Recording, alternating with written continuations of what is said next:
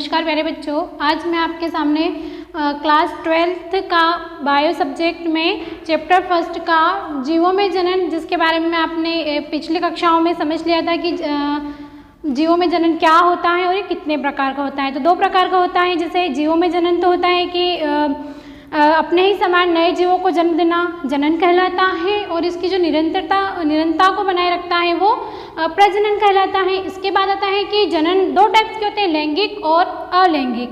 अलैंगिक में था कि एक ही जनन के द्वारा क्या करता है, संतान की उत्पत्ति होती है, और उसमें जो संतान उत्पन्न होती है उसमें क्या होता है कि लैंगिक मतलब उसी के समान जीव पैदा होगा और उसे क्लोन कहते हैं। फिर आता है लैंगिक, तो इसमें कि कुछ लैंगिक इकाइयों जैसे नर और मादा के संलयन से क्या होता है, लैंगिक प्रजनन कहलाता है। इसके बाद आता है, अब मैं आपको पौधों में अलैंगिक जनन की कायिक विधि को समझाऊंगी। अब कायिक या वृद्धि प्रवर्धन क्या होता है, तो कायिक का मतलब होता है पौधों में अलैंगिक जनन को कायिक प्रवर्धन बोला जाता है। इसके बाद आता है कि कायिक प्रवर्धन या इसकी सरल भाषा में डेफिनेशंस को बोल सकते हैं कि लैंगिक जनन को छोड़कर कायिक अंग के भागों द्वारा नए पौधों का निर्माण होना ही क्या कहलाता है, कायिक प्रवर्धन। अब कायिक प्रवर्धन में लैंगिक अंग जैसे कि कायिक अंग कौन कौन से हो सकते हैं, जैसे कि जड़, तना और पत्ती। ठीक है। उसके बाद आता है कायिक प्रवर्धन के प्रकार। तो दो टाइप्स के होते हैं, प्राकृतिक कायिक प्रवर्धन और एक और होता है कृत्रिम कायिक प्रवर्धन। प्राकृतिक में होता है कि स्वतः मतलब अपने आप ही किसी पौधे का निर्माण होना, जैसे कि अपने आप किसी पौधे का निर्माण होना क्या कहलाता है, प्राकृतिक कायिक प्रवर्धन। ठीक है। अब प्राकृतिक मतलब कि डेफिनेशन में है कि वह प्रक्रिया जिसमें पौधे अपने आप कायिक जनन करता है प्राकृतिक कायिक प्रवर्धन कहलाता है। अब प्राकृतिक कायिक प्रवर्धन की विधियों को निम्न प्रकार से समझा जा सकता है, जैसे जड़, तना, पत्ती। ठीक है। जड़ में आता है कि कुछ जड़ें अपस्थानिक कलिकाओं के द्वारा कुछ जड़ें अपस्थानिक कलिकाओं के द्वारा नए पौधे का निर्माण करती है, जैसे शकरकंद, शतावर, दहेलिया। अब अपस्थानिक जड़ें या अपस्थानिक कलिकाएं क्या होती है, जैसे मान लो कि ये कोई पौधा है, कोई जड़ है। ठीक है। इस जड़ में कोई पौधा, जैसे शकरकंद का पौधा है, ये शकरकंद के पौधे में मतलब इसमें कुछ अपस्थानिक कलिकाएं पाई जाती हैं, और इन कलिकाएं क्या करती हैं, नए पौधे का, मान लो यहाँ से कलिकाएं विकसित होकर नए पौधे का जन्म कर लेगी। ठीक है। इसके बाद आता है तना। तो इसमें भी तने तीन टाइप्स का होता है, और तना है क्या मतलब सामान्य जो है, सामान्य भाग के द्वारा ही नए पौधे का निर्माण किया जाता है, तना कहलाता है। तने में तीन टाइप्स होते हैं, भूमिगत तना, अर्धवायवी तना और वायवी तना। भूमिगत तना मतलब कि कुछ विपरीत परिस्थितियों में, जैसे भूमिगत तना प्रतिकूल परिस्थितियों में भूमि के वायवी भाग मतलब कि कोई प्रतिकूल परिस्थितियां होती है, उसमें भूमिगत तने के वायवी भाग को सूखकर नई पत्तियों का निर्माण होता है, जो नए पत्तियों का निर्माण किया जाता है, तथा इसमें क्या अनुकूल परिस्थितियों के द्वारा ये नए पौधे का निर्माण कर लेते हैं। किसके द्वारा, अनुकूल परिस्थितियों के द्वारा। जैसे इसमें जैसे कंद, प्रकंद, घनकंद और एक और शलकंद। अब कंद का एग्जाम्पल देख लेते हैं आप, आलू। जैसे आलू है,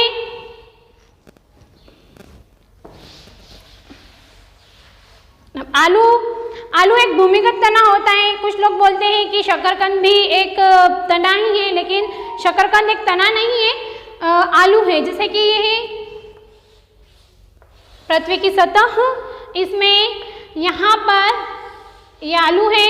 अब आलू में क्या है, कुछ कंद, ये कंद पाए जाएंगे, और इन कंद के द्वारा ये कंद पाए जाते हैं। एक कंद से आइस निकलती है। आइस मतलब जैसे कि कोई ग्रीन कलर की, मान लो कोई आलू रखा हुआ है, काफ़ी दिनों से आलू पड़ा रहता है, तो अनुकूल परिस्थिति के द्वारा क्या करता है, उसमें कुछ ग्रीन तरह की आँखें पाई जाती हैं, और इन आँखों से क्या करते हैं, अनुपस्थ कलिकाएं जो हैं वो क्या करेगी, अनुपस्थ कलिकाएं में क्षमता पाई जाती है कि वापस से वो नया पौधा तैयार कर लेती है। ठीक है, वापस से ये एक और नया पौधा तैयार हो जाएगा।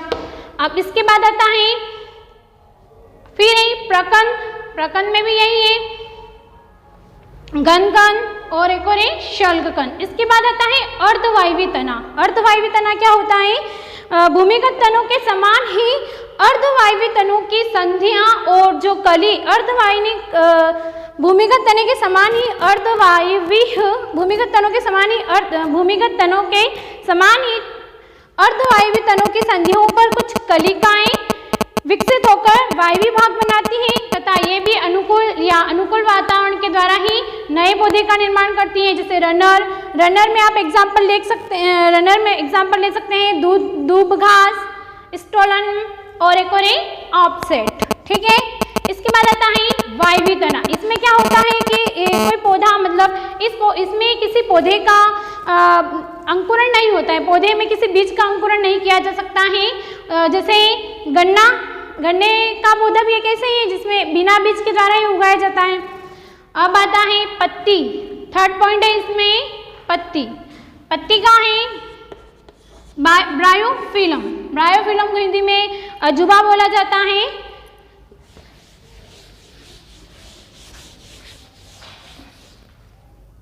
मान लो ये कोई पत्ती है, ठीक है,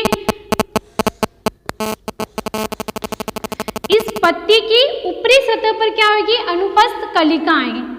ये पत्ती है, पत्ती की ऊपरी सतह पर अनुपस्थ कलिकाएं पाई जाती है और इन कलिकाओं में कलिकाएं जड़ों के द्वारा क्या करेगी? एक नया पौधा तैयार कर लेगी। ये नया पौधा बन जाएगा इनसे। ठीक है, मतलब कि कायिक जनन हो जाता है।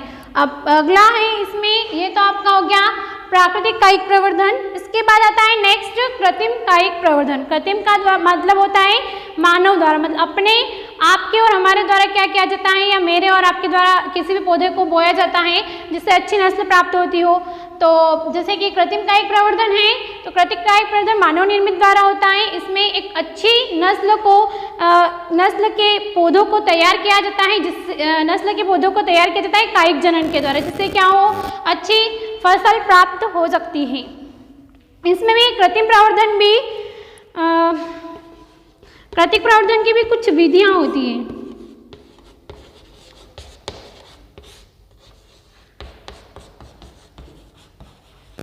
कृत्रिम प्रवर्धन को निम्न विधियों द्वारा समझाया जा सकता है।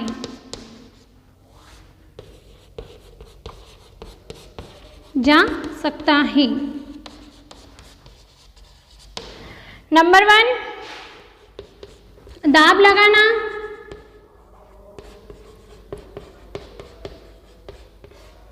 इसे इंग्लिश में लेयरिंग कहा जाता है।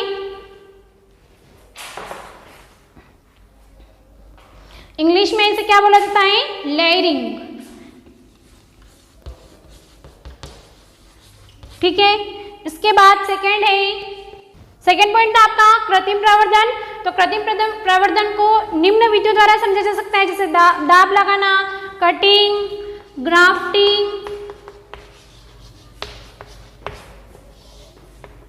ठीक है, फोर्थ है इसमें अर्चिंग, इनअर्चिंग।